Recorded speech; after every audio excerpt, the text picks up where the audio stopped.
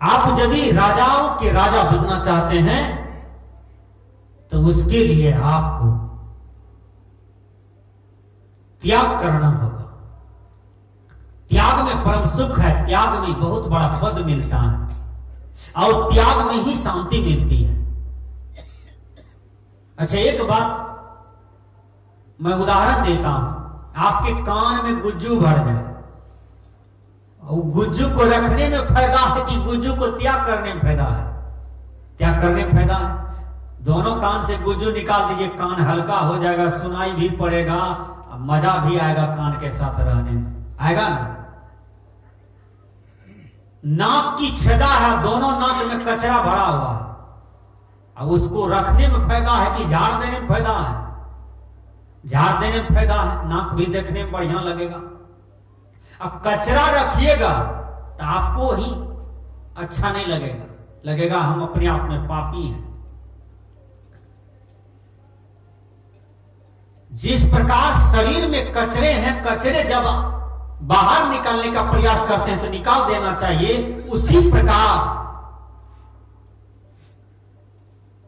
आपके जीवन में नाना प्रकार के जो कचरे हैं उसको निकाल देना चाहिए। कबीर साहब जी कहते हैं, सोई सहनपति सा, त्याग में परम शांति है, त्याग में परम सुख है। बुद्ध ने त्याग किया सब चीज का, देखिए बुद्ध आज अमर हो गए, नाम अमर है। भर्तृहरि ने त्याग किया, उसका नाम आज तक अमर है। कबीर साहब ने त्याग किए सब कुछ, आज इसलिए उसका नाम अमर है। महावीर ने त्याग की, इसलिए उसका नाम अमर है। 14 वर्ष तक ऐसा कौन बेटा है जो मां बाप की आज्ञा को पालन करेगा एक जंगल में जाकर के? वो है भगवान राम। इसलिए आज भगवान राम घर घर में उसका फोटो लगा हुआ है। उन्होंने बाप मां का जम करके सेवा किया, उसकी आज्ञा का पालन किया। आज श्रवण कुमार इतिहास में क्यों आया? श्रवण कुमार इसलिए आया कि मां बाप का सेवा करने में फर्स्ट डिवीजन रहा। आप मां बाप का सेवा नहीं करते हैं, फेल हो जाते हैं। घर परिवार में आपका डिवीजन बढ़िया नहीं है, क्योंकि आपका न विचार बढ़िया है, न व्यवहार बढ़िया है। आप व्यवहार और विचार को गहने की तरह सजा लीजिए, आप दुनिया में उत्तम आदमी हो जाएंगे, महान हो जाएंगे, पुरस्कृत हो जाएंगे, आपका जीवन कृत हो जाएगा, आपका जीवन धन्य हो जाएगा। जब किसी दुल्हन को सजाया जाता है तो उसका रूप देखने के लिए 10 गांव का लोग तैयार है, पैसा दे दे करके रूप देखते हैं। उसी प्रकार आप अपने जीवन को सजाइए, आपका जीवन को पढ़ने के लिए पूरा दुनिया आएंगे। आज देखिए वेद पढ़ा जा रहा है, शास्त्र पुराण पढ़ा जा रहा है, पदावली पढ़ा जा रहा है, बौद्ध दर्शन पढ़ा जा रहा है, बड़े बड़े महापुरुषों का ग्रंथ पढ़ा जा रहा है। इसका मतलब उन्होंने जो साधना किया है, वो साधना से जो फल निकला है वो चीज प्रकाशित है, वो चीज आप पढ़ करके अपने जीवन में अनुसरण करते हैं। महाजनों, इन गता सपान था, जिन रास्ते से महापुरुष चले हैं उस रास्ते का आप अनुसरण कर रहे हैं। सजनाओ, मैंने कहा कि चाह मिटी चिंता गई मनवा बेपरवाह, जाको कछु न चाहिए सोई सहनपति सा। चाह दुख का कारण है, और यदि इस दुख से हम निवृत्त करना चाहते हैं अपने जीवन को, तो इसके लिए आपके जीवन में निर्मोह अवस्था में आपको आना होगा। मैं बता देता हूं, सारी दुनिया की संपत्ति आपके नाम पर कर देता, आप क्या सब करेंगे? कहां लेके जाएंगे? क्योंकि संपत्ति किसी का साथ गया न गया। जब हमारे 10 नंबर का दादाजी 9 नंबर का दादाजी नहीं लेके जा पाए तो हम कहां से ले जा पाएंगे?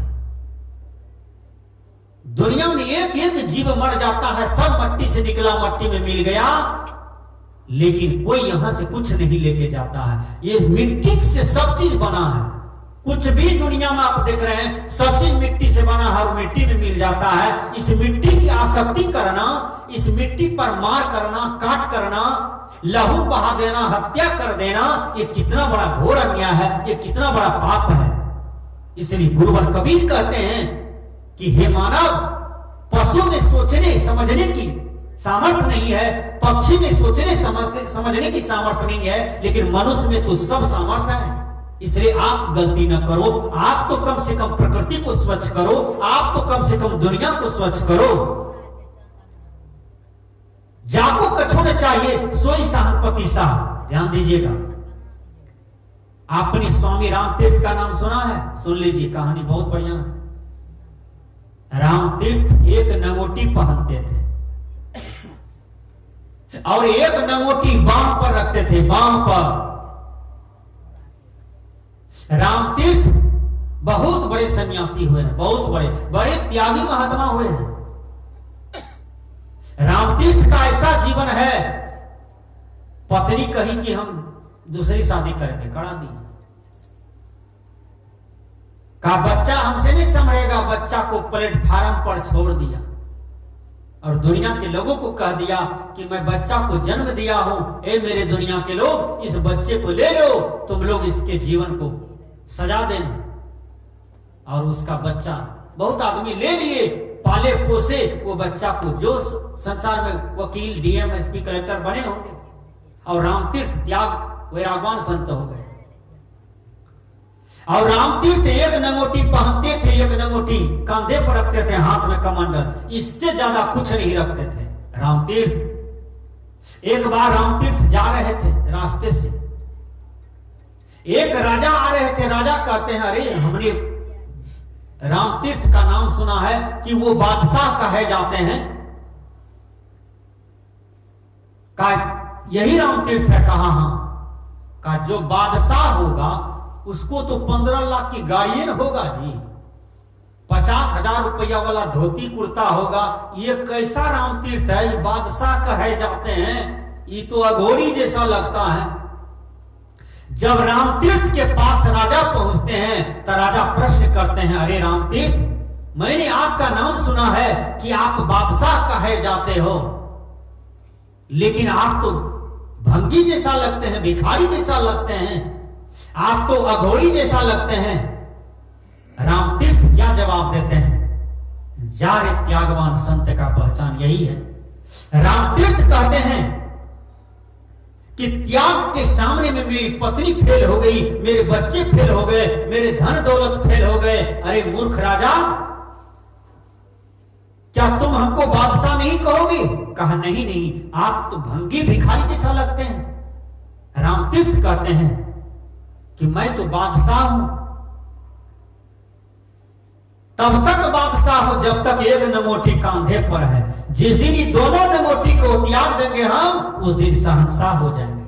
यही नंगोटी के कारण हम बादशाह कहे जाते हैं। जिस दिन नंगोटी की भी आसक्ति चली गई, उस दिन हम शहंशाह हो जाएंगे। शहंशाह जो होता है वो राष्ट्रपति से भी बड़े होते हैं, प्रधानमंत्री से बड़े होते हैं, दुनिया में सर्वोच्च पद है, भगवान देवता से भी बड़े होते हैं।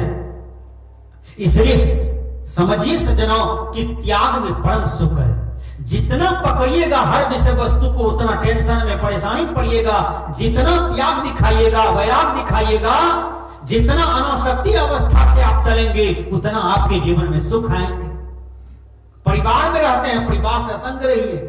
सोचिए कि जिस पत्नी को हाथ पकड़े हैं उसके साथ हम फर्ज निभा रहे हैं, जिस बेटा बेटी को जन्म दिए हैं उसके साथ फर्ज निभा रहे हैं। आप मास्टर साहब बने हैं, विद्यालय में विद्या दान देने के लिए सरकार आपको पैसा देती है।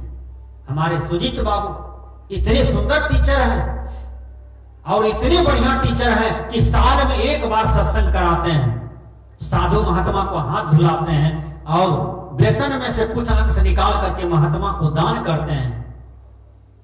हमारे आगे में बैठी है आंगनबाड़ी सेविका, और ये भी दान करने में बहुत आगे हैं। दोनों गोत्री, दोनों भाई, इस पंचायत में दोनों भाई का रोशनी बढ़िया है, दोनों भाई का ज्ञान कर्म बढ़िया है, व्यवहार विचार बढ़िया है, संस्कार बढ़िया है। रामदेव बाबू का एक एक जो प्रवृत्ति पीढ़ी है, एक एक जो इनका बाल बच्चे हैं, सब संस्कारी हैं।